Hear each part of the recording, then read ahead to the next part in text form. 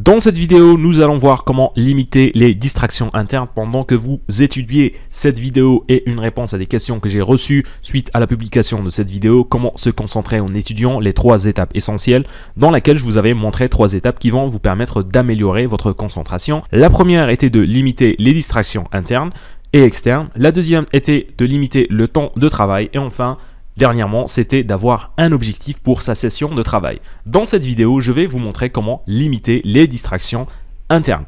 Mais j'aimerais tout d'abord revenir sur un point important que je n'ai pas détaillé dans la première vidéo, qui est le fait de limiter le temps. J'avais dit que vous allez vous dire avant de commencer à travailler, je vais travailler pendant quelques temps. J'avais proposé d'utiliser les Pomodoro, vous dire par exemple que je vais travailler pendant 25 minutes.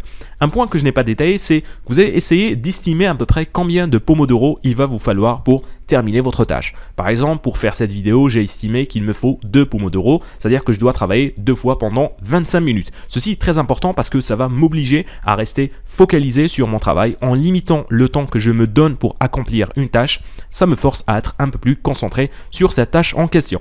Maintenant, voyons voir comment limiter les distractions internes. Et on peut diviser les distractions internes en 2 grands types. Premièrement, les distractions sur lesquelles vous allez pouvoir prendre une action.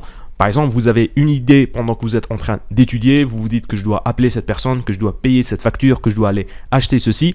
Ça, ce sont des distractions sur lesquelles vous allez pouvoir prendre des actions. Ce que j'avais proposé dans la première vidéo, c'est de prendre un papier, un stylo et écrire voilà ce que je devrais faire. Donc, écrire les idées que vous avez en tête. Mais des fois, vous allez aussi avoir des distractions qui n'ont pratiquement aucun sens et sur lesquelles vous n'allez pouvoir prendre aucune action.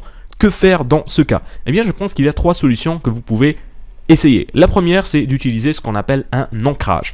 Alors l'ancrage, c'est quoi? C'est tout simplement un mouvement ou un son ou quelque chose que vous allez faire qui va vous remettre dans un état d'esprit concentré. Par exemple, vous êtes en train d'étudier, vous commencez à avoir des images et scénarios complètement bizarres en tête. Ce que vous pouvez faire, c'est tout simplement claquer des doigts. Ce claquement de doigts devrait normalement vous secouer et vous ramener à nouveau à un état d'esprit où vous allez pouvoir être concentré. C'est très simple à faire, alors vous pouvez utiliser autre chose. Personnellement, j'aime bien utiliser ce claquement de doigts. Deuxième solution, vous focalisez sur votre respiration. Alors là, je ne parle pas vraiment de faire de la méditation ou d'être vraiment concentré sur sa respiration. C'est pratiquement la même chose que l'ancrage, mais ce que vous allez faire, c'est quand vous remarquez que vous êtes complètement pris par vos pensées, que vous êtes complètement distrait, vous allez vous arrêter un moment et vous allez prendre quelques respirations profondes. Ça va vous secouer une nouvelle fois et ça va vous amener à un état d'esprit concentré. Et enfin, troisièmement, vous allez tout simplement vous dire stop. Vous pouvez le faire si vous êtes distrait, si vous avez des idées qui n'ont rien à voir avec ce que vous êtes en train d'étudier. Vous pouvez tout simplement crier dans votre tête stop, arrête. Et normalement, ça devrait là aussi vous secouer. Ça semble bizarre comme conseil, mais croyez-moi, ça marche. En appliquant ces 3 solutions, votre objectif en fait c'est de passer d'un état d'esprit où vous êtes complètement distrait à un état d'esprit où vous allez plus ou moins être neutre pour pouvoir revenir à la concentration. Donc vous évitez de laisser votre cerveau vous malmener pendant que vous êtes en train d'étudier.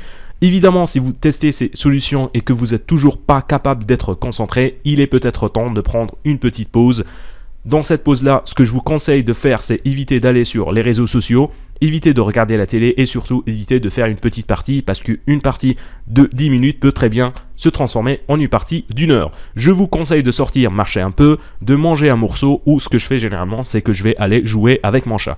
Après ces 5 à 10 minutes de pause, je vais aller reprendre mon travail. Voilà, c'était mes 3 solutions pour pouvoir limiter les distractions internes. J'espère que vous allez les appliquer. N'oubliez pas de me laisser vos avis et commentaires comme toujours.